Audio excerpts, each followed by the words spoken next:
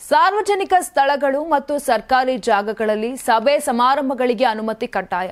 RSS ಪಥಸಂಚಲನಕ್ಕೆ ಅಡ್ಡಿಯಾಗುವ ರಾಜ್ಯ ಸರ್ಕಾರದ ಆದೇಶಕ್ಕೆ ದೊಡ್ಡ ಹಿನ್ನಡೆಯಾಗಿದೆ. ಆರ್ಎಸ್ಎಸ್ ಸಲ್ಲಿಸಿದ ಮನವಿಯ ವಿಚಾರಣೆ ನಡೆಸಿದ ಹೈಕೋರ್ಟ್ ನ್ಯಾಯಮೂರ್ತಿ ಎಂ ನಾಗಪ್ರಸನ್ನ ಅವರ ಪೀಠವು ಮಧ್ಯಂತರ ತಡೆಯಾಜ್ಞೆ ನೀಡಿದೆ. ರಾಜ್ಯ ಸರ್ಕಾರವು 10 ಜನಕ್ಕಿಂತ ಹೆಚ್ಚು ಮಂದಿ ಸೇರುವುದನ್ನು ಅಕ್ರಮ ಕೂಟ ಎಂದು ಪರಿಗಣಿಸಿ ಆರ್ಎಸ್ಎಸ್ ಪಥಸಂಚಲನಕ್ಕೆ ಅನುಮತಿ ನಿರಾಕರಿಸಿತ್ತು. ಈ ಕ್ರಮವನ್ನು ಪ್ರಶ್ನಿಸಿ ಸಂಸ್ಥೆ ಧಾರವಾಡ ಪೀಠದಲ್ಲಿ ರಿಟ್ ಅರ್ಜಿ ಸಲ್ಲಿಸಿತ್ತು. ವಿಚಾರಣೆ ಬಳಿಕ ಹೈಕೋರ್ಟ್ ರಾಜ್ಯ ಸರ್ಕಾರ, ಗೃಹ ಇಲಾಖೆ ಹಾಗೂ ಹುಬ್ಬಳ್ಳಿ ಪೊಲೀಸ್ ಕಮಿಷನರ್ಗಳಿಗೆ ನೋಟಿಸ್ ನೀಡಿದೆ. 2025 ಅಕ್ಟೋಬರ್ 10ರಂದು ಸರ್ಕಾರ ಹೊರಡಿಸಿದ್ದ ಈ ಆದೇಶದ ಪ್ರಕಾರ ರಸ್ತೆ, ಪಾರ್ಕ್, ಮೈದಾನ, ಕೆರೆ ಸೇರಿದಂತೆ ಸಾರ್ವಜನಿಕ ಸ್ಥಳಗಳಲ್ಲಿ ಪ್ರವೇಶಕ್ಕೆ ನಿರ್ಬಂಧ ವಿಧಿಸಲಾಗಿತ್ತು. ಪೊಲೀಸ್ ಕಾಯ್ದೆಯ ಅಧಿಕಾರವನ್ನು ಆಧಾರವನ್ನಾಗಿ ಮಾಡಿಕೊಂಡು ಸರ್ಕಾರ ಈ ಆದೇಶ ಹೊರಡಿಸಿತ್ತು.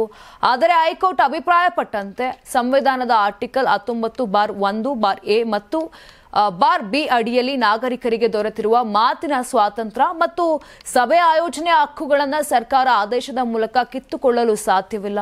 ಹೀಗಾಗಿ ಸರ್ಕಾರದ ನಿರ್ಬಂಧದ ಆದೇಶದ ವಿರುದ್ಧ ಹೈಕೋರ್ಟ್ ಮಧ್ಯಂತರ ತಡೆಯಾಜ್ಞೆ ನೀಡಿದ್ದು, ಮುಂದಿನ ವಿಚಾರಣೆಯನ್ನು ನವೆಂಬರ್ 2ನೇ ವಾರಕ್ಕೆ ಮುಂದೂಡಿದೆ. ಇತ್ತ ಕಲಬುರಗಿಯಲ್ಲಿ ಜಿಲ್ಲಾಧಿಕಾರಿ ಫೌಜಿಯಾ ನೇತೃತ್ವದಲ್ಲಿ ಶಾಂತಿ ಸಭೆ ನಡೆಯುತ್ತಿದೆ. ಜಿಲ್ಲಾಧಿಕಾರಿ ಕಚೇರಿ ಸಭಾಂಗಣದಲ್ಲಿ ಬೆಳಗ್ಗೆ 11:30ಕ್ಕೆ ಸಭೆಯನ್ನು ಆಯೋಜನೆ ಮಾಡಲಾಗಿದ್ದು, ಅಕ್ಟೋಬರ್ 25ರಂದು ಅನುಮತಿ ಕೋರಿದ್ದಂತ 10 ಸಂಘಟನೆಗಳಿಗೆ ನೋಟಿಸ್ ಕೂಡ ಜಾರಿಯಾಗಿದೆ. ಪ್ರತಿ ಸಂಘಟನೆಯಿಂದ ಗರಿಷ್ಠ 3 ಸದಸ್ಯರಿಗೆ ಹಾಜರಾಗಲು ಹಾಗೂ ಲಿಖಿತ ಹೇಳಿಕೆ ಸಲ್ಲಿಸಲು ಅವಕಾಶವನ್ನು ನೀಡಲಾಗಿದೆ.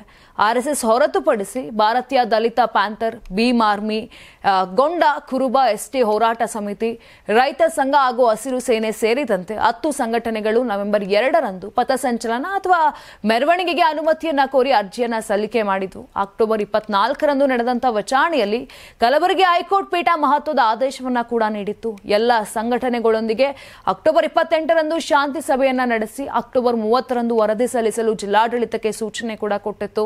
ಅದರಂತೆ ಕಲಬುರಗಿಯಲ್ಲಿ ಇಂದು ಶಾಂತಿ ಸಭೆಯನ್ನ ಕೂಡ ನಡೆಸಲಾಗುತ್ತಿದೆ.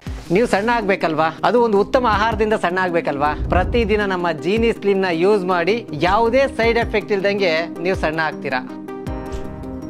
ನಿಮಗೆ ಮಾಧ್ಯಮದಲ್ಲಿ ಕೆಲಸ ಮಾಡುವ ಆಸಕ್ತಿ ಇದೆಯಾ? ಹಾಗಾದ್ರೆ ಕರ್ನಾಟಕ ಟಿವಿ ಡಿಜಿಟಲ್ ಮೀಡಿಯಾದಲ್ಲಿದೆ ನಿಮಗೆ ಒಳ್ಳೆಯ ಅವಕಾಶ.